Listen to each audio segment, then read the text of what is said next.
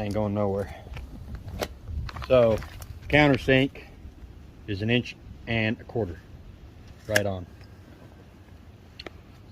So now we've got 4 inches, which would be 1/2 inch plus 1 1/4 inches. So we got 1 3/4 in the board, in the 2x6 frame member inside that's exposed. And then we've got this, well, it's not exposed because it's gonna get wrapped, but nonetheless, then we got this. So we've put 4 per run here. Excuse my face. Got 2 more of these.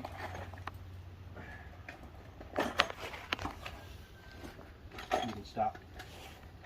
So we're gonna stick 1 more of these 4-inch fasteners, 225 in the end here.